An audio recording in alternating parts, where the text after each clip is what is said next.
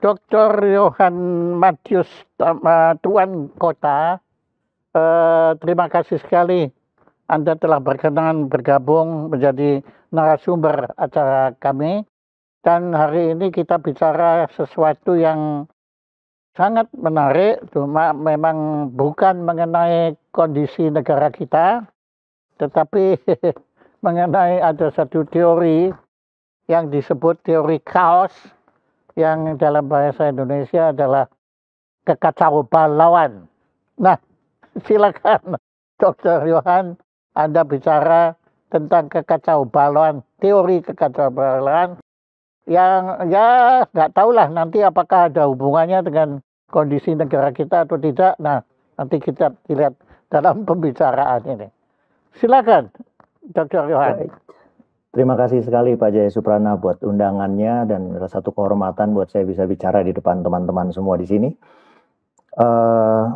Bicara tentang teori chaos, saya justru berharap Pak Jaya bahwa kita tidak akan pernah menyinggung urusan negara.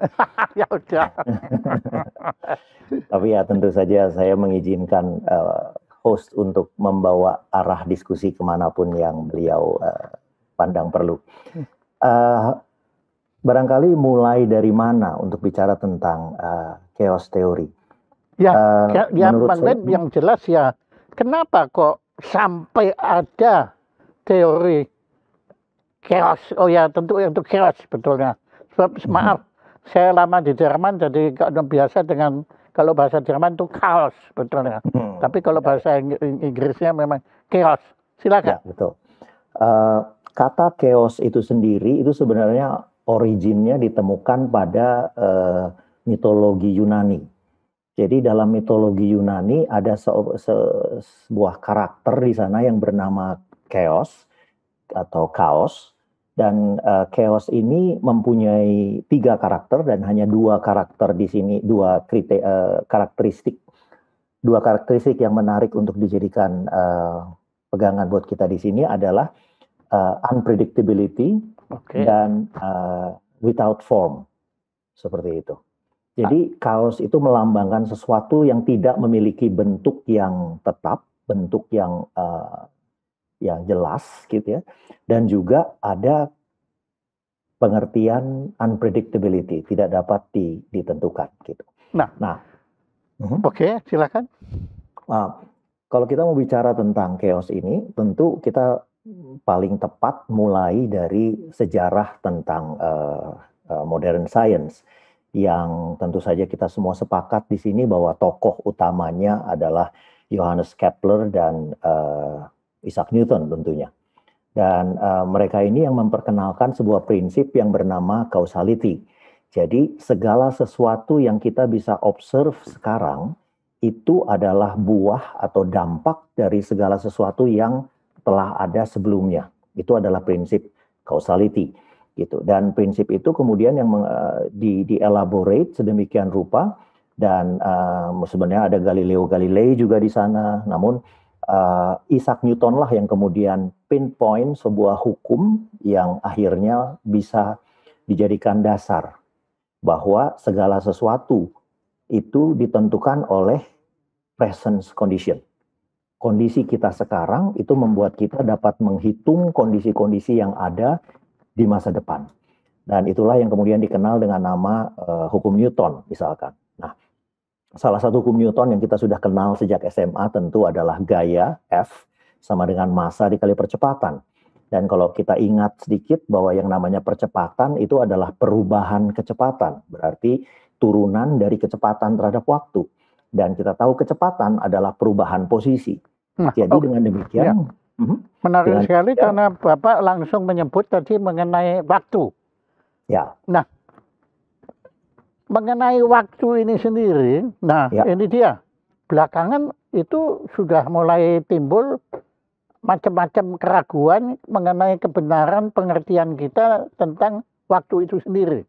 Betul sekali, Pak. Ya, karena belakangan ada yang bilang itu bahwa waktu itu bukan sesuatu yang bergerak seperti anak panah itu, tetapi ya sama lagi Akhirnya chaos lagi dari situ. Saya berharap nggak sampai ke sana, Pak.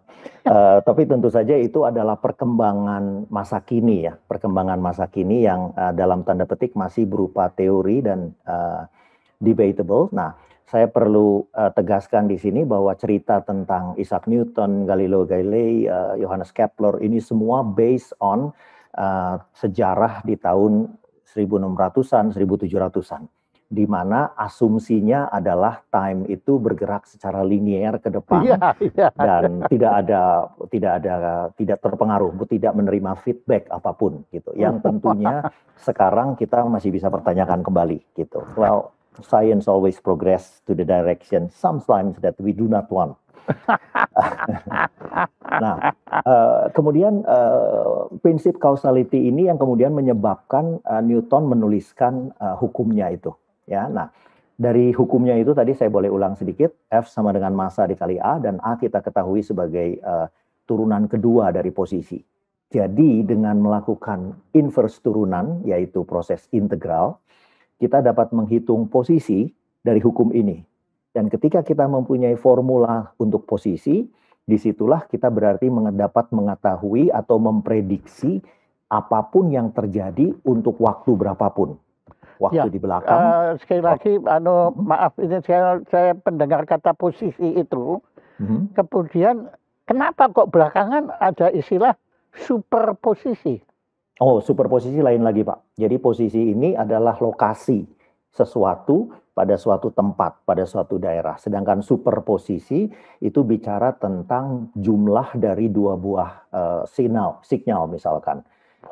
Yang kemudian kita jumlahkan, itu superposisi. Jadi tidak ada kaitannya dengan posisi yang dimaksud di sini, Pak. Jadi ternyata teori chaos ini lingkungannya juga penuh chaos juga ya, Pak ya. Baik. Nah, itu tentang Isaac Newton. Nah, kemudian ide ini, Pak, ide ini dan teman-teman semua, ide ini kemudian ditangkap oleh ilmuwan Prancis, Pierre Simon de Laplace. Dan kemudian ya, Laplace. Kemudian dia malah mengembrace ide ini dan kemudian dia mengenerate sebuah, kata-kata saya sering tercampur dengan bahasa asing, mohon maaf. Dia kemudian membangun sebuah metode bagaimana cara menyelesaikan persamaan diferensial yang ditulis oleh Isaac Newton. Nah, jadi dia membangun sistem bagaimana caranya mengaproksimasi solusi, bagaimana cara itu. Dan luar biasanya, Pak, begitu hebatnya teknik yang dibangun oleh Laplace ini, sampai akhirnya pada saat itu mereka menggarap tentang solar system. Ini tahun 1700-an, Pak ya, di mana pengamatan masih sangat sedikit, teleskop Hubble tentunya belum ada, dan semua teleskop-teleskop itu masih yang dalam bentuk sangat sederhana barangkali. Nah, mereka bisa menemukan planet Neptunus yang ada di bumi hanya berdasarkan perhitungan. Jadi dari hukum-hukum, tanpa melihat hukum-hukum yang ada, mereka kemudian hitung, mereka bilang, oke, Neptunus harus berada di sini. Dan ketika teropongnya diarahkan ke sana, they found it. Luar biasa banget. Itu kemenangan sains yang luar biasa sekali. Bagaimana akhirnya perhitungan matematis, perhitungan yang dilakukan di atas kertas, kemudian bisa menemukan planet tersebut di tahun 1848, Pak. Yang menemukannya adalah Jean-Joseph de Verrier, gitu. Orang Prancis juga, gitu. Mereka menemukan seperti itu. Nah, pada saat itu terbangunlah euforia di mana orang kemudian begitu yakin bahwa dengan mengetahui hukum-hukum yang ada dalam bentuk persamaan diferensial, dilengkapi dengan kemampuan kita menyelesaikan sebuah persamaan diferensial atau sistem persamaan diferensial, maka kita dapat melakukan apa yang dinamakan predictability, memprediksi suatu yang ada di masa depan. Dan tentunya depan. Ya, masa depan, Pak. Seperti tadi kita meramalkan dengan data yang ada di tahun sekian, bahwa lokasi bulan ada di sini, lokasi Mars ada di sini, saya bisa memperkirakan di mana Neptunus harus berada. Ya ampun. Ya kan? Nah, itu kemenangan yang luar biasa pada saat itu. Nah, ya, kemenangan yang dipersepsikan tentunya ya. Nah, Iya kan, karena kan mereka baru bergerak kan ke makrokosmos. Mereka ya belum betul. bergerak ke mikrokosmos. Belum Pak, belum sekali. Dan juga makrokosmosnya masih yang sangat terbatas di sekitar Oke. universe kita gitu. Well, Makanya juga bisa terjadi kekeliruan-kekeliruan sangat seperti banyak Pluto. Pak. Seperti Pluto kan? Ya, sangat Ya. banyak. Sampai akhirnya kan disadari bahwa teori Newton itu ternyata tidak berlaku untuk the big universe, the whole universe gitu. Dan we have to do something else there gitu. Seperti itu. Ya, keluarlah Albert Einstein di sana. Datanglah si Ya, Einstein gitu. sekarang. Nah, kembali pada sejarah chaos ini, kemudian kemenangan ini, euforia ini membuat orang berpikir bahwa oke, saya bisa memprediksi segala sesuatunya. Oke. Ketika saya berhasil mendeskripsikan hukum-hukumnya, saya bisa mendeskripsikan apapun yang perlu saya ketahui di masa yang akan datang. Nah, itu begitu nyata gitu ya Pak Jaya Suprana. Begitu nyata karena apa? Bahkan di dalam surat menyurat antara Laplace dengan Napoleon gitu ya tentang pekerjaannya, di situ Napoleon sempat mempertanyakan kepada Laplace, kira-kira pertanyaan gini, kamu telah menuliskan segala buku yang sangat tebal tentang sistem di dunia ini tanpa sekalipun mengatakan siapa yang menciptakan universe ini. Jadi Waduh. Napoleon seperti mengatakan bahwa ya ada yang kurang gitu di situ. Nah, begitu yakinnya Laplace dengan teori yang dia bangun, sampai dia bilang, saya tidak memerlukan seorang author apapun yang menciptakan universe. Waduh. Karena dia seperti mengatakan bahwa based on this knowledge, I know everything. Seperti itu. Nah, Wow. Ya, luar biasa sekali Pak. Gitu. Nah, luar biasa sombongnya. Oke, silakan. Menarik sekali. Keluar lagi kemudian di abad, saya nggak tahu kenapa ini ada sesuatu dengan negeri Prancis memangnya. Ada seorang matematikawan Prancis lagi yang bernama Henri Poincaré. Nah, Henri Poincaré ini kemudian yang mengambil pekerjaan Laplace dan kemudian mempelajarinya, mengambil pekerjaan Newton, kemudian mempelajarinya, dan dia khusus memfokuskan diri pada pertanyaan yang sangat penting waktu itu. Dan pertanyaan itu sebenarnya dicetuskan oleh Raja Oscar, raja dari Swedia dan Norwegia. Pada saat itu mereka masih satu kerajaan. Nah, Raja Oscar itu memberikan sebuah sayembara. Sayembara mungkin kalau zaman sekarang tuh kayak Field Medals gitu loh Pak, atau Nobel Prize gitu. Nah, King Oscar ini kemudian mengeluarkan sebuah sayembara. Pertanyaannya sangat simpel, yaitu apakah sistem tata surya kita ini stabil? Dalam arti kita bisa yakin bahwa bulan akan tetap berada di sana. Sebab kalau bulan mendekat, seluruhnya akan ini, it can all collapse. It can all collapse back and we're doomed. Gitu kan? Nah, King Oscar mempertanyakan pertanyaan itu, dan kemudian keluarlah dari usaha Poincaré untuk menjawab pertanyaan itu, dia men-set up sebuah cabang matematika baru yang bernama dynamical system, sistem dinamika. Nah, sistem dinamika ini kalau di mata Poincaré merupakan sebuah aplikasi dari classical mathematics seperti geometry dan analisis, a lot of algebra involved in it, dan persamaan diferensial. Poincaré ini seorang matematikawan murni. Well, dia adalah seorang matematikawan murni yang sangat tertarik pada problem fisika, namun ini juga berita hebatnya, Pak. Poincaré juga dikenal sebagai seorang politician. Dia adalah member dari dari parlemen di Prancis pada saat itu, Pak. Jadi Jadi luar biasa Pak banget. Habibie, ya? Oh, ya, very much close to that. Habibie lebih hebat karena dia presiden. Oke, balik lagi. Tapi terus terang Pak, saya kagum sekali tentang bagaimana Anda menceritakan ini. Tadinya saya khawatir Anda akan bicara, waduh ya, saya pikir Anda akan bicara murni teori-teori fisika. Tapi tidak, Pak.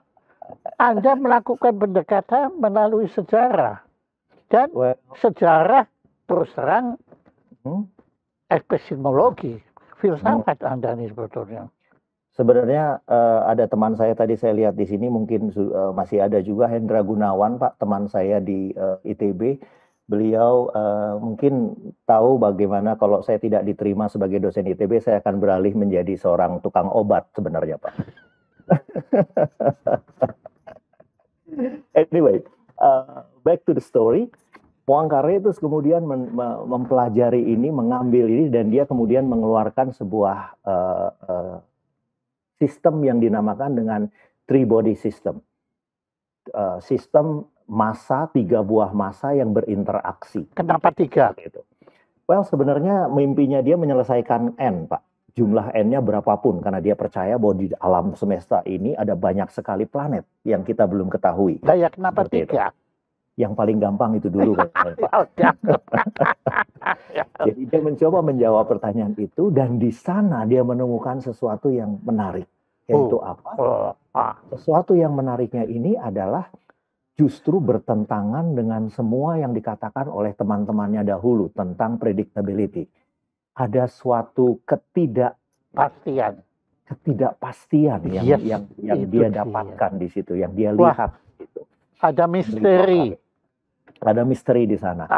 Dan sayangnya, seperti layaknya orang-orang cerdas di dunia ini, mereka biasanya pergi dengan cepat, Pak. Demikian juga Henri Poincaré, dia meninggal dengan cepat. Ya, harusnya relatifly masih cukup muda untuk usia ini.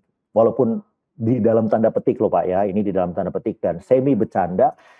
Sebagian besar orang di dunia ini, terutama para saintis dan ilmuwan, bersyukur bahwa Poincaré tidak hidup lebih lama lagi, sebab nanti dia menyelesaikan semua masalah yang ada di dunia ini, kita kekurangan pekerjaan, Pak. Seperti itu. Nah, jadi ada banyak sekali hal. Jadi Anda ternyata seorang humoris juga. Bagus. Suka saya. Nama Anda sudah hebat loh, tuan kota itu saya belum pernah itu. Ya, mohon maaf, itu dari mana? Anda itu dari mana betulnya? Papa saya orang Ambon, Pak. Ambon. Papa saya, mama saya orang Jawa Belanda. Gitu. Jadi Anda ada darah Indo. Nah, saya ancur-ancuran, Pak, nggak ngerti lagi nih urusannya. Ya oke, ya genetik oke lah. Nah, tuan kota itu maksudnya ya tuan kota. Itu marga di Ambon, Pak. Oh. Nah, gitu. Bagus. Oke, kita kembali lagi ke luar Ambon. Poincaré ini yang kemudian menyimpan sebuah pertanyaan besar di situ tentang predictability. Masihkah kita dapat menyimpulkan sesuatu dari masihkah kita dapat memprediksi masa depan kalau kita mengetahui semua kondisi awal yang kita punya saat ini, gitu. Oke. Nah, kemudian ahli dari Rusia, Kolmogorov, ikut bermain di dalam sistem ini, dan dia juga berhasil memperlihatkan bahwa ternyata ini juga luar biasa sekali, Pak Jaya. Kolmogorov salah satu hasilnya itu mengatakan bahwa predictability dengan unpredictability itu bukan dua hal yang berbeda. Mereka bisa hidup berdampingan. Jadi ada dan tidak ada itu bukan hal yang berbeda. Seakan-akan seperti itu, Pak. Wah, dahsyat sekali, gila. Predictability dan unpredictability. Jadi dia memperlihatkan di dalam sistem yang di-cook up, yang dimasak oleh, diperkenalkan oleh Poincaré, dia memperlihatkan bahwa dia punya kondisi di mana ruang itu terbagi menjadi daerah di mana semua motion yang ada di sana itu dapat diprediksi dengan baik. Namun ada sebuah daerah di dalam ruang tersebut di mana predictability itu tidak dapat dilakukan sama sekali. Nggak mempan di situ, ya. Jadi seakan-akan chaos dengan keteraturan, dengan dalam tanda petik chaos kita anggap sebagai ketidakberaturan. Ketidakberaturan dan keberaturan itu koeksis, hidup bersama di dalam sebuah sistem yang luar biasa. Nah, itu hasil dari Kolmogorov yang kemudian dikenal dengan nama Kolmogorov Arnold Moser. Itu beliau tahun berapa? Kolmogorov itu tahun 19-an, Pak. Ini udah masuk ke area Poincaré tadi saya lupa menyebutkan itu di akhir abad ke-19. Jadi 18 sekian masuk ke 19-an, berarti ini udah abad Jadi ke-20. Kolmogorov itu masih Rusia, belum Uni Soviet ya? Masih Rusia, Pak. Masih Uni Soviet, sorry. Sudah Uni Soviet? Sudah Uni Soviet, ya, betul. Wah, senang dong orang Uni Soviet, makanya sekali, Pak, senang sekali itu. Gitu. Senang sekali. Vladimir dan Arnold, gitu. Itu luar biasa banget pertemuan mereka di situ. Gitu. Dengan Pavlov? Pavlov, saya nggak pernah dengar malah. Maafkan saya, Pak. Pavlov itu di psikologi, tapi maksudnya ada nggak kesamaannya nggak ya? Saya kurang tahu itu, Pak. Nah, mungkin gini Pak, saya dengarnya Anda ini senang sekali, ya itu terutama to be and not to be, ya ini di situ tuh luar biasa sekali. Dan dari dulu saya mempertanyakan apakah kita itu biner atau sebetulnya kita kacau sebetulnya. Nah begini, kalau saya loncat, ya, Schrödinger ada kaitannya nggak dengan ini? Oh, Schrödinger banyak sekali kaitannya, Pak. Ini seperti konfirmasi dari semua yang kita yang dicetuskan oleh orang-orang ini tentang chaos, gitu. Ya. Oke, lanjut lagi. Okay. Cerita Anda Kolmogorov lebih menarik dari dongeng. Oke, silakan. Ya, oke. Kolmogorov, kemudian ada Balthasar van der Pol. Mereka ini juga menemukan banyak di dalam sistem-sistem mereka, kecuali Vladimir Arnold dan Kolmogorov, Arnold dan Moser yang kemudian menuliskan sebuah teori di sana. Banyak sekali orang sebenarnya sebelum mereka juga yang disebut-sebut telah melihat evidence adanya ketidakberaturan di dalam sebuah sistem yang sangat teratur. Sebuah sistem yang sudah jelas, yang hukumnya baku, tapi di dalam sana ternyata menyimpan ketidakberaturan. Namun kebanyakan dari mereka tidak berani mempublishnya. Mengapa? Karena pada saat itu paham bahwa segala sesuatu itu harus bisa ditentukan sejak awalnya. Kalau awalnya kita tahu, maka semua harus bisa ditentukan, itu masih sangat kokoh, Pak. Gitu. Jadi akhirnya mereka tidak berani, mereka merasa bahwa riset ini salah. Mereka mengulang. Gitu. Nah, atau ya pura-pura menganggap itu salah gitu ya. Ya, seperti itu. Nah, pokoknya kemudian, asal selamat gitu kan. Ya. Nah, akhirnya di tahun 1960-an, Pak, ketika Edward Lorenz sedang mempelajari Edward Lorenz, ya. Kupu-kupu lagi nih, yes. Kupu-kupu. Ya, ketika Edward Lorenz, butterfly. Edward Lorenz sedang mempelajari sistem di atmosfer tentang cuaca, tentang udara, tentang iklim, bagaimana atmosfer berinteraksi dengan laut, berinteraksi yang sama-sama fluida gitu, bagaimana caranya. Nah, dalam rangka mempelajari model tersebut, Edward Lorenz kemudian menuliskan sebuah sistem yang sangat sederhana, Pak.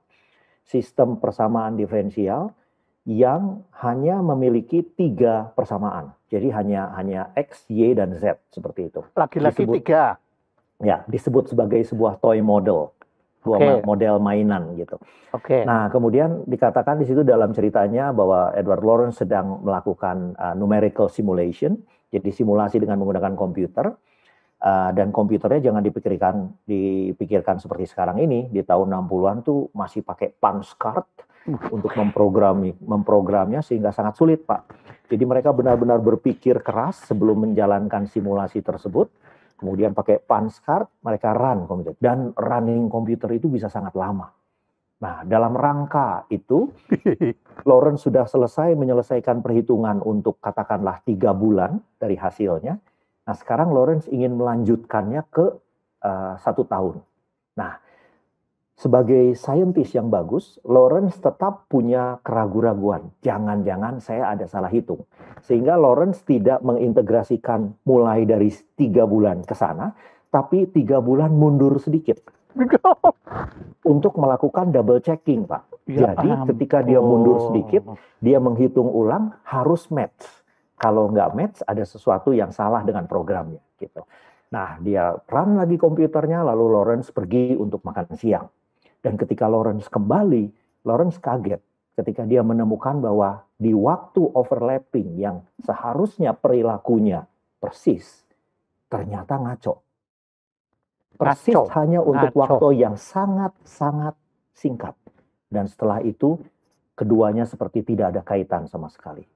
Wah, Lawrence pikir ini sesuatu yang mengerikan. Dia memeriksa ulang numerical codes-nya, programnya, dia hitung, dia lihat lagi punch card-nya, dia lihat lagi semuanya. Dan Lawrence tidak bisa menemukan kesalahan dalam program komputernya. Sehingga pada saat itu Lawrence kemudian sampai pada kesimpulan bahwa ini adalah sesuatu yang real dan faktual. Bahwa ada sesuatu yang berbeda. Nah, apa yang berbeda? Di dalam komputer, kita pasti mengenal apa yang dinamakan dengan round of error. Kesalahan akibat pembulatan. Karena komputer hanya bisa menerima misalkan 6 digit di belakang koma. Oke, padahal angka sebenarnya jauh di sebelah sana. Oke.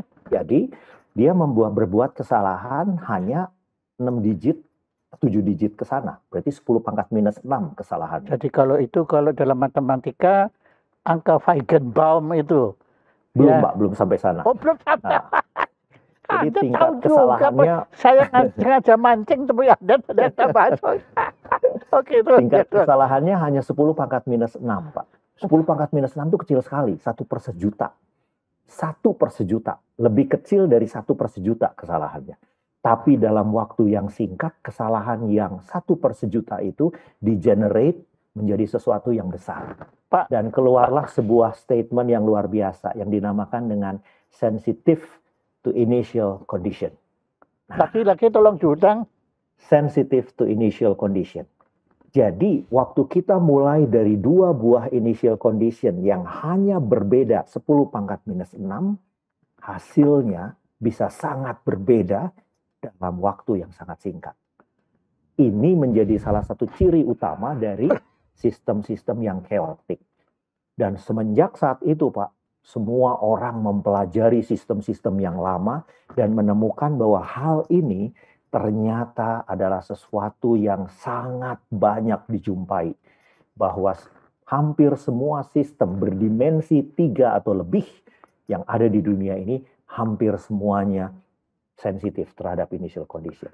Artinya, ketidakkonstanan itu konstan. Ya, artinya kekacauan itu adalah sesuatu yang pasti dengan kemungkinan 1, Pak. Dengan kata lain, hampir semua sistem yang kita pelajari... Anda kok masih pakai hampir? Well, sebagai mathematician, peluang itu tidak pernah eksak, Pak. Selalu ada kata hampir di situ. Seperti itu, Pak. I like you. Ya, I like you. Ya begini ya, Pak. Gimana, Pak? Saya mendengarkan apa cerita Anda itu dengan lebih menarik ketimbang science fiction manapun, ya, anunya luar biasa sekali. Sebab saya memang percaya kenyataan itu lebih fantastis ketimbang khayalan manusia. Yes. Ya, kenyataan. Ya, kita bicara tentang kenyataan, jangan diperdebatkan secara filosofis, nanti nggak akan selesai. Karena kenyataan itu apa, kita kan bingung juga kan di sini nanti. Kalau kembali ke Lao Tse atau Chuangzu, nanti kenyataan itu impian, apa yang saya bermimpi dari kupu-kupu, itu kenyataannya apakah saya jangan-jangan kupu-kupu yang bermimpi bagi manusia bermimpi menjadi kupu-kupu. Oke. Nah, begini. Tapi itu Shakespeare ngomong seperti itu loh, Pak Jaya Suprana. Oh iya. Shakespeare bilang there are more things under the heaven and earth that you can dream of. Jadi di bawah dunia ini, di bawah langit ini ada lebih banyak hal-hal dari apa yang kita bisa mimpikan. Itu yang Shakespeare bilang. Jadi artinya kalau saya paham kalau saya itu tidak mengerti apa-apa, itu benar, Pak, ya? Benar, Pak. Tentang Lawrence dan butterfly itu, Pak, ya, itu lucu banget ceritanya, Pak. Jadi, ayo. Setelah penemuan dahsyat dari Edward Lawrence tersebut, dia diundang kemana-mana, Pak, untuk memberikan seminar tentang temuan itu. Okay. Dan salah satu seminar yang mengundangnya adalah seminar meteorologi di daerah Amerika Selatan. Di Brasil. Ya, di Brasil. Ya. Nah, kemudian Edward Lorenz sangat sibuk orangnya dan absent minded, mudah lupa dan itu sehingga Ya. dia Kacau, nggak kacau, ya. kacau. Nah, si panitia ini karena Edward Lorenz adalah salah satu starnya yang diundang, itu panitianya itu terus menghubungi sekretarinya untuk tanya judulnya apa, katanya gitu. Judulnya apa? Lalu sekretarinya itu tidak bisa menemukan judul dari presentasinya dari apa yang apa namanya dari apa yang di meja Edward Lorenz gitu, sehingga dia hanya mengambil coret-coretan tangan dari Edward Lorenz yang berkata well ini bicara tentang unpredictability, bicara tentang efek yang kecil, perbedaan yang kecil yang berefek besar, ini itu kira-kira hal seperti itulah yang akan dibicarakan gitu. Dan saya melihat gambar kupu-kupu, katanya seperti itu. Dan kemudian panitia itu yang menuliskan judul untuk Edward Lorenz. Apakah kepakan sayap di Brasil telah membuat sebuah di Florida seperti itu. Yang kemudian ceritanya juga ganti-ganti, Pak. Ada yang bilang itu kepak sayap di Beijing akan di Cape Town, pokoknya sekarang semua nggak jadi kacau juga tuh anunya. So clearly science also develop from hope. Tapi sekali lagi Pak, ya saya suka sekali kepada apa yang Anda utarakan karena saya tidak ngaku kalau saya ngerti semua yang Anda ceritakan itu semua ya, dengan bangga saya bilang bahkan saya banyak nggak ngerti. Cuma begini, saya akhirnya yakin benar bahwa oke, kita jangan bicara mengenai Tuhan. Kita nggak bicara tentang Allah. Tidak bicara tentang Yahweh. Tidak bicara tentang Dewa. Tidak bicara Batara ya. Tetapi saya percaya Pak, bahwa ada sesuatu yang jauh lebih dahsyat segala-galanya ketimbang otak manusia ini ya. Yang sebenarnya mengatur atau tidak mengatur apapun yang terjadi. Jadi dari apa yang Anda utarakan itu saya makin yakin betapa kecilnya saya nggak berani bilang Anda, tapi saya berani bantuan saya. Saya sudah lebih kecil sekarang Pak, udah lebih kurus ya. Dibanding kedahsyatan apa yang kita sebut sebagai alam semesta ini. Betul sekali Pak. Betul sekali. Apakah Anda juga mengalami proses spiritual pada diri Anda juga? Kalau saya boleh. Kalau saya ingin komentar justru pada ini Pak ya, bahwa dari sejarahnya dari dulu gitu ya, dewa-dewa, supranatural power gitu ya, divine power itu selalu menjadi tempat sampah. Jadi waktu kita tidak mengerti tentang sesuatu yang kita lihat di alam, gitu ya, kita cenderung mengatakannya, okay, this is the will of the gods. This is decided by some supernatural power that we don't understand, gitu. Nah, kemudian pemikir-pemikir kritis mengembangkan ilmu, mengembangkan ini. Dan kemudian mereka seperti bisa menjelaskan hal-hal yang dulunya tidak dapat dijelaskan, sehingga seakan-akan ya peran dari divine power, peran dari God, whatever that is gitu ya, itu seperti tersingkirkan karena I can explain it. I can have this law that produce the same thing, gitu, ya kan? Nah, seperti itu gitu. Namun kalau saya selalu tetap melihat bahwa, mungkin ini faith gitu ya, bahwa ada sebuah supranatural power yang memang above all, gitu ya. Dan kata siapa dia tidak bekerja melalui hukum-hukum fisika, gitu. Bahwa dia memang men-set up the universe ini the way it is by describing the law of physics, which we need to discover now, gitu.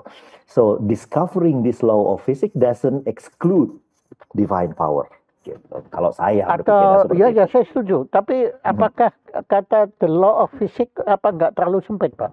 Apa nggak the law of universe? dapat diperluas ke sana, Pak. Iya, Gitu. sebab kalau Karena kebetulan dunia saya kan fisik. kayaknya nanti kalau saya the law of jamu gitu kan, the law of Lautan music, gitu. ya, Ya, the law of mathematics, the law of betul. politik. Nah, Pak, akhirnya kita ya lihat tuh apa yang terjadi di negeri kita juga nggak bisa menjelaskan, Pak. Betul, Pak. Nah, ini justru yang menarik dari chaos theory juga seperti itu, Pak. Jadi, salah satu kata kunci di dalam teori chaos ini adalah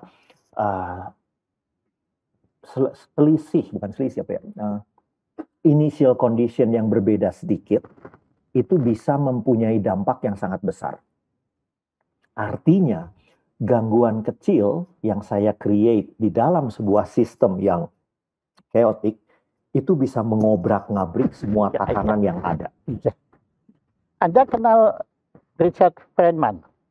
Richard Feynman nggak secara personal, Pak, tapi saya tahu karya-karyanya dan saya merupakan pengagum dari tulisan dia juga. Saya kira cara berpikir Anda mirip beliau. Terima kasih, Pak, itu pujian yang besar sekali. I mean, Feynman menurut saya nggak tahu yang saya puji itu Feynman apa Anda, saya nggak tahu. Enggak, tapi saya selalu merasakan Feynman itu sangat pandai menertawakan dirinya sendiri. Ya, sampai kadang-kadang kita tuh nggak tahu dia ini betul-betul nggak ngerti atau pura-pura nggak ngerti atau dia itu sengaja tidak mau mengerti. Saya kira dia pura-pura, Pak. Harus diingat bahwa Feynman itu besar di era di mana Rusia dan Amerika sedang bertanding hebat-hebatan dalam memenangkan dalam politik. Oke. Ya, iya, dalam memenangkan ini kan dalam persenjataan. Oke, lah kenapa kok dia pura-pura? Nah, jadi pada saat itu, Pak, pemerintah Amerika itu mendrop uang dengan sangat besar untuk von Neumann, dan Feynman adalah salah satu peneliti di dalam laboratorium di mana Neumann ada, gitu. Nah, jadi mereka harus, ya tentara tentunya, aduh saya mohon maaf nih kalau ada tentara di sekitar ini yang menonton, saya mohon maaf gitu ya. Tentara tentunya memiliki kecerdasan yang berbeda dengan para fisikawan. Ya, kalau gitu Anda tidak perlu minta maaf, Anda bilang beda kok. Bukan kadang-kadang orang menerjemahkan kata-kata saya itu sebagai penghinaan, kecerdasan yang berbeda gitu. But so I still need to apologize. Anyway, jadi mereka mendrop uang besar sekali untuk von Neumann dan teman-temannya, dan salah satunya adalah Richard Feynman gitu, untuk melakukan penelitian. Lalu Feynman dalam satu-satu bertanya pada von Neumann, dia tanya, yang kita harus lakukan apa di sini? Lalu von Neumann bilang seperti ini, well, do whatever you please, study whatever you like, pursue answer to the question that you think is the most interesting. And every now and then, this is the funny part, every now and then, when the guy with the green shirt came, we give presentation about something that they can understand. So indeed, Feynman needs to pretend that he's stupid. Jadi dia itu tingkat pura-puramologinya itu sudah kelas langitan karena dia bisa berpura-pura untuk berpura-pura. Itu betul twisted, itu luar biasa. Nah, itu kaos sebetulnya. Tapi Pak, sekarang saya tertarik kepada Anda pribadi. Apa tuh Pak yang menarik dari saya? Ya, di samping Anda ganteng ya, tapi juga Anda kan ilmuwan fisika. Matematik Pak tepatnya. Apa? Matematik sebenarnya. Oh, Anda matematika. Iya. Dan tadi kok Anda bilang fisik, ayo. Dunia di mana saya bekerja, matematik saya curahkan itu di fisika, Pak. Jadi Anda teori matematika ya, teori ya. Saya sebenarnya di sana, Pak. Cuma kebetulan bidang-bidang yang saya tekuni itu punya irisan dengan fisika sangat banyak, dan saya punya satu kelemahan, Pak. Kalau saya belajar sesuatu, saya nggak suka belajar hanya sesuatu yang saya tertarik. Jadi kalau saya belajar sesuatu, saya juga cari sejarahnya, saya juga Nah, cari itu. lihat ini Nah, itunya. itu saya belum tanya, Anda sudah jawab. Oh sorry, maaf saya Pak. Duluan saya Pak. Ya, kan, nah itu saya tadi kan bagaimana? Nah, kalau gitu memang itu sudah sifat Anda, karakter Anda memang ya. Karena kering sekali Pak, kalau kita hanya belajar ilmunya itu sendiri gitu. Atau Tapi Anda diam-diam sadar kalau matematika sebetulnya bukan ilmu eksakta kan? well, ya kayaknya itu perlu sesi khusus lagi Pak tentang Kalau itu kalau saya belakangan sementara ini saya yakin matematika itu filsafat, Pak. Kalau saya sampai sekarang masih sangat sulit untuk mendefinisikan apa itu matematika. Iya, memang sebetulnya nggak bisa. Ya, Betulnya nggak bisa, ya. tapi kan kita terbiasa memaksakan diri kan, definisikan ya udah, karena ya kamus-kamus kan mendefinisikan ya. Tapi Ya. menurut saya setelah saya mencoba mempelajari matematika itu filsafat. Hanya sebagian kecil yang ditangkap oleh definisi itu gitu Pak. Iya. Saya sebenarnya Pak Jaya kan pemain piano Pak ya. Musisi Ya. luar biasa. Itu kan fisika. Ya dapat dilihat dari Iya sisi toh, itu. Tapi sound itu kan energi Pak. Betul, tapi musik juga adalah bahasa. Oh ya. Sama. Which is ya, true sebetulnya, also with mathematics. Yes, sama. Matematika juga ternyata adalah bahasa. Ilmu kan juga bahasa Pak. Terus Seluruh kemudian ilmu. Musik juga adalah sebuah protes. Artinya you can really state something against power with music. Kita punya history yang menceritakan bagaimana Verdi menuliskan sesuatu yang kontra pemerintah pada saat itu dan juga cuma di itu Revolusi tergantung Prancis. Pemerintahnya juga Pak. Iya sih. Kalau Beethoven with Napoleon. Ya itu kan kebetulan Beethoven, Verdi semua hidup di Eropa. Ya. Di masa memang Eropanya masih mau pemerintahnya walaupun berkuasa, tapi masih mengenal batas kekuasaan. Pak, kalau di Republik Rakyat Cina beda loh. Di mana Pak? Di Republik Rakyat Cina itu saya punya saudara pianis juga. Hebat, jauh lebih hebat dari saya. Bahkan dia diramalkan akan menjadi pianis dunia, kelas dunia, ya sudah dipersiapkan untuk berlaga di Tchaikovsky kompetisi, itu puncaknya. Kemudian dia tuh tinggalnya di Surabaya Pak. Kemudian dia karena merasa dirinya adalah etnis China, kemudian dia kembali ke Cina. Wah, belajar di Beijing dan wah dahsyat sekali. Terus mendadak Mao Zedong ya agak mengalami kaos gitu, bikin revolusi kebudayaan. Tangannya dihancurkan Pak. Oh shoot. Wow. Bapak tahu kan? Sebetulnya lebih baik dibunuh. Ya. Sebab dia kemudian hidup tanpa bisa main piano lagi. Ya. Nah, betul. Di sini Pak menunjukkan kan bahwa sebetulnya akhirnya ya sebetulnya musik, matematik, fisika, politik, apapun akhirnya akan menjadi apa? Itu tergantung manusia mendayagunakannya Pak. Ya kalau fisika kan ya kita tahu atom kan sangat berguna bagi kita kan untuk kesehatan, untuk segala-galanya.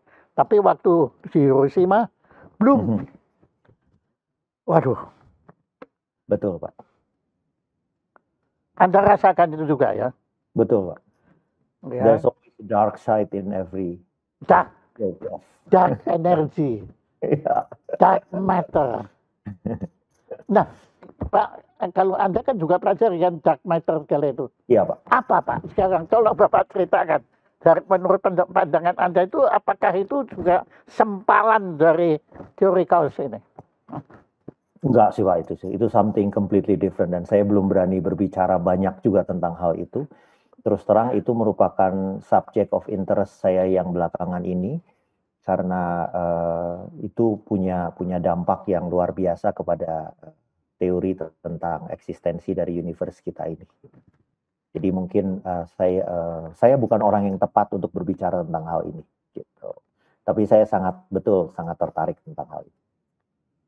Kenapa Anda kok sampai, karena tadi Anda kan demikian terbuka untuk cerita pendapat Anda. Karena menurut saya pendapat itu kan subjektif. Nggak ada pendapat objektif, nggak ada. Semua pendapat subjektif. Nah, kenapa Anda sampai demikian rendah hati untuk mengatakan bahwa Anda bukan orang yang tepat untuk bicara dark matter, padahal Anda kan mengaku bahwa Anda sangat tertarik untuk bidang itu. Menurut saya, Pak ya, kita mengemukakan pendapat di depan umum dengan memiliki pendapat atau mengemukakan pendapat pada acara minum kopi berdua antara Pak Jaya Suprana dengan saya, itu dua hal yang sangat berbeda, Pak.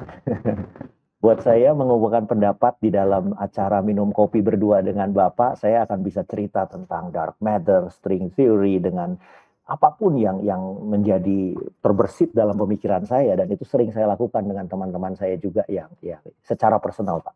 Tapi kalau di depan umum agak berbeda karena di antara kita ada orang-orang yang akan mengadopsi statement saya ini sebagai sebuah kebenaran, which I think I'm not the authority for that, gitu. Dengan kata lain, saya harus menahan diri untuk tidak mengatakan. Luar biasa, Anda ini sudah punya etika ilmu pengetahuan. Seharusnya Karl Marx itu harus mikir dulu sebelum dia menulis Das Kapital. Harus seperti Anda. Dia harusnya seperti Anda. Saya kurang tahu tentang Das Kapital sih, Pak. Begini, Pak. Andai kata, kan ya saya itu kan suka bikin ilmu-ilmu yang gila-gilaan lah. Ada belakangan ini saya punya satu, bukan ilmu lah, cara berpikir, andai katamologi. Andai kata Karl Marx tidak menulis Das Kapital, yang kemudian berkembang menjadi manifesto komunisme, sejarah dunia beda loh, Pak. Kalau dihubungkan ini seperti kepakan sayap kupunya si Lorenz tadi, walaupun bukan orang ya, yaitu tangannya kedua tangan saudara saya tidak akan hancur. Karena kalau Das Kapital nggak ada komunisme, nggak ada Uni Soviet, nggak ada Mao Zedong, ya semua itu. Maka saya kagum sekali kepada Anda, bagaimana Anda sudah demikian hati-hati sampai Anda nggak mau. Tadi kan saya dengarkan alasan Anda. Ini alasanologinya Anda itu, kan Anda nggak mau kalau Anda sampai apa yang Anda ucapkan kemudian ditafsirkan oleh orang lagi sebagai kebenaran yang kemudian akan dikembangkan menjadi itu tadi. Kita nggak tahu apa akan menjadi apa. Nah, barangkali ini Pak yang perlu saya luruskan di sini gitu ya. Dalam kasus ini gitu, dalam kasus tadi dark matter dengan chaos theory gitu, saya telah bergelut dengan chaos theory ini dari sejak tahun 2000-an lah kurang lebih, kira-kira seperti itu Pak. So it's like 20 years now. Dan kemudian saya sudah belajar cukup banyak tentang itu. Saya sendiri melakukan penelitian di bidang ini dan berkontribusi juga dalam teori-teorinya di sini. Jadi saya mengerti cukup banyak tentang hal ini, Pak. Apakah saya pasti benar? Jawaban saya tidak. Saya bisa salah. Dan mungkin sekali saya salah. Nanti 20 tahun dari sekarang ada mungkin seorang tuan kota yang lain atau tuan desa sekarang yang kemudian mengeluarkan teori yang menyangkal semua apa yang saya kerjakan. Sangat mungkin, Pak. Sangat mungkin gitu. Namun saya berani berbicara tentang chaos di depan kita semua ini karena saya punya pengalaman bekerja 20 tahun dalam hal itu. Nah, tentang dark matter, saya belum setua itu usia saya. Pengetahuan saya belum sedalam itu, belum sesah itu. dan saya tidak punya kontribusi apapun. Jadi saya hanya melaporkan hasil orang dan lain sebagainya, dan menurut saya itu bukan sesuatu yang akademik gitu. Sehingga saya cenderung berhati-hati untuk memberikan statement publik tentang hal itu. Saya tidak setuju dengan apa yang katakan, boleh Pak ya, saya nggak setuju dengan apa yang Pak Jaya Suprana katakan tentang Karl Marx. Karl Marx mempunyai sebuah teori yang bagus tentang komunisme yang kemudian mungkin disalah tafsirkan oleh Mao Zedong dan lain sebagainya gitu. But I think to blame Karl Marx for that is a bit too much gitu. Nah, yang penting di sini menurut saya ketika Karl Marx mengeluarkan buku Das Kapital itu pun karena telah melalui proses perenungan dan berpikir yang panjang, kita bisa menghargai itu sebagai sebuah penemuan manusia yang hebat.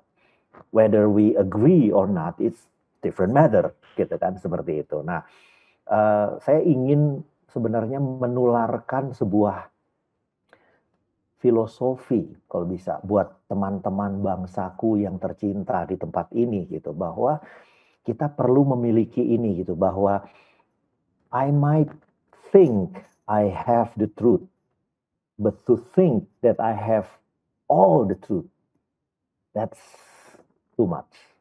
Jadi selalu simpan keraguan di dalam diri kita bahwa I could be wrong, gitu, seperti itu.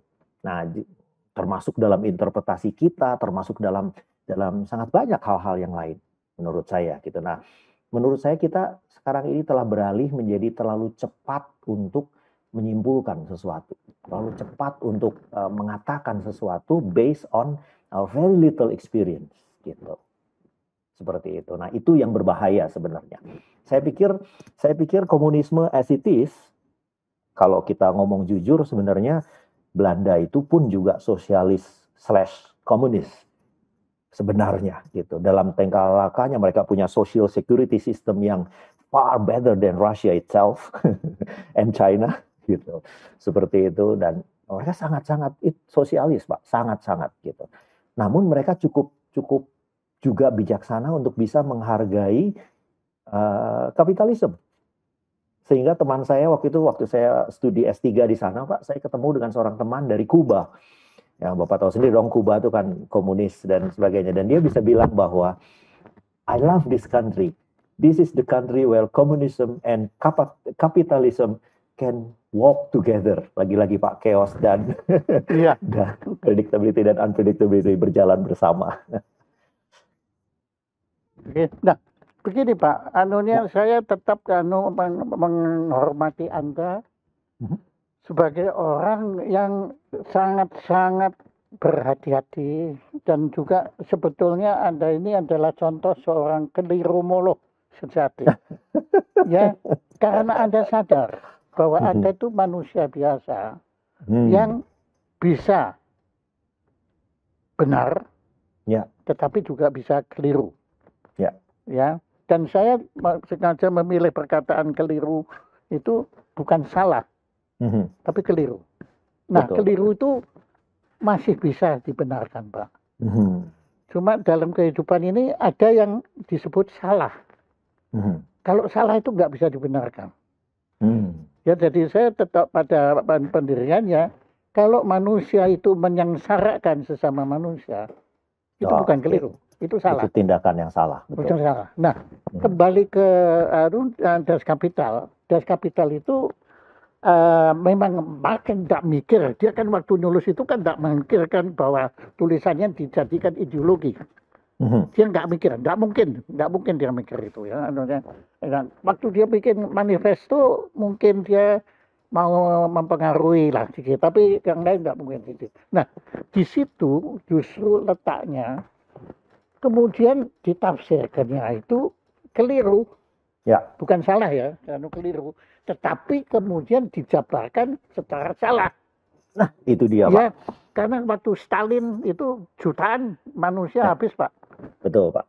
Ya, betul. Waktu mau jutaan juga, tapi juga tangannya saudara saya termasuk di situ. Maka kembali lagi di sini, saya sebenarnya tetap ngotot bilang. Karena Anda tidak mau bicara dark matter, Anda mencegah sesuatu jangan sampai nanti atau ditafsirkan secara keliru yang di situ. Nah, ini kemudian Pak, terakhir saya ke Korea Utara. Waduh, serem itu Pak. Saya bilang, kan saya puji kan, mereka kan luar biasa Pak. Mereka nggak ada Pak masalah perumahan, semua gratis, pendidikan semua gratis. Nah, tapi waktu saya bilang, wah ini keberhasilan komunisme, saya bilang. Mereka nggak mau Pak. We are not communist. We are sosialis.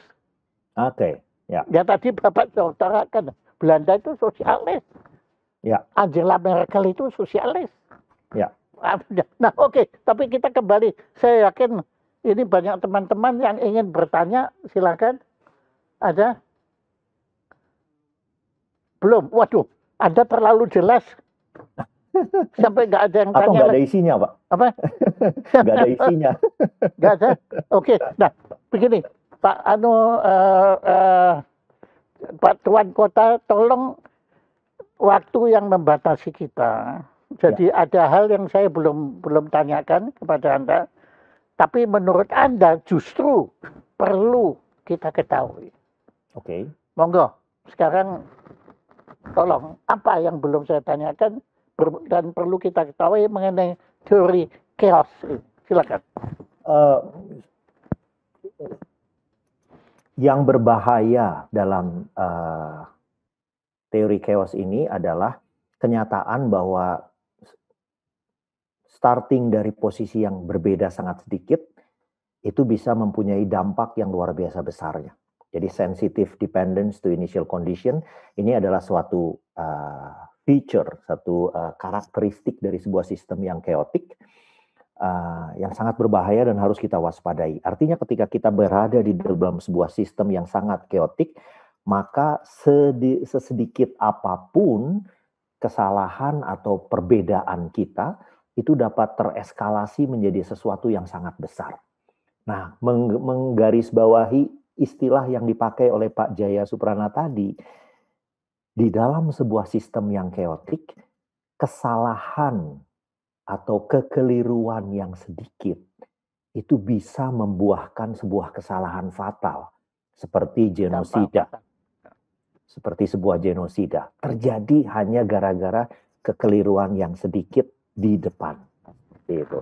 Nah, inilah yang harus kita waspadai di era yang super cepat seperti ini, di mana medsos ada di mana-mana. Waspadai sekali ini. Mengapa teman-teman? Sebab sistem sosial kita, sistem masyarakat kita, sistem masyarakat dunia itu adalah sebuah sistem yang chaotic. Sebuah sistem yang chaotic, sebuah sistem yang mempunyai feedback yang waduh, dan feedbacknya kadang-kadang unpredictable, sehingga kita bisa mengatakan sesuatu yang kita maksud hanya sedikit kelirunya, tapi bisa berdampak pada sebuah kehancuran yang luar biasa. Nah, pikirkan itu setiap kali kita memposting sesuatu, setiap kali kita mengatakan sesuatu secara publik, sebab itu akan jadi mainan dari pemain-pemain yang ada di sekitar kita ini gitu. Nah, kalau teman-teman sempat cari buku karangannya Agatha Christie yang berjudul The Curtain kalau bahasa Inggrisnya, kalau dalam bahasa Indonesia terjemahannya adalah Tirai. Itu adalah cerita tentang seorang pembunuh yang membunuh puluhan orang namun tidak pernah mengotori tangannya dengan darah siapapun. Luar biasa ya. Karena dia hanya, dengar saya baik-baik ya teman-teman ya, dia hanya mempertontonkan sedikit fragmen dari sebuah kejadian yang sebenarnya irrelevan dengan status seseorang, dan orang yang mengobservasinya menangkap berita yang keliru, dan gara-gara itu merasa terancam dan melakukan pembunuhan. Nah, orang-orang, tokoh-tokoh antagonis yang ada di dalam buku ini ada banyak sekali di dunia ini. Hati-hati. Jangan sebarkan informasi yang bisa diinterpretasikan dengan cara yang berbeda. Sebab itu bisa berakibat sebuah kehancuran yang fatal. Itu aja teman-teman. Saya harap teman-teman bisa menikmati acara ini. Terima kasih sekali lagi Pak Jaya Suprana yang sudah mengizinkan saya berbicara di sini. Sebelumnya Pak, saya malah belum terima ini. Anda kok bisa menemukan benang merah antara kekhawatiran dampak teori chaos ini Mhm. dengan Agatha Christie? Saya tuh pemikir, Pak. Jadi salah satu hobi saya itu adalah duduk merenung di sore hari dengan segelas kopi atau mungkin yang sedikit lebih berat yang nggak boleh saya sebut di sini karena ada banyak orang-orang yang beragama di tempat ini.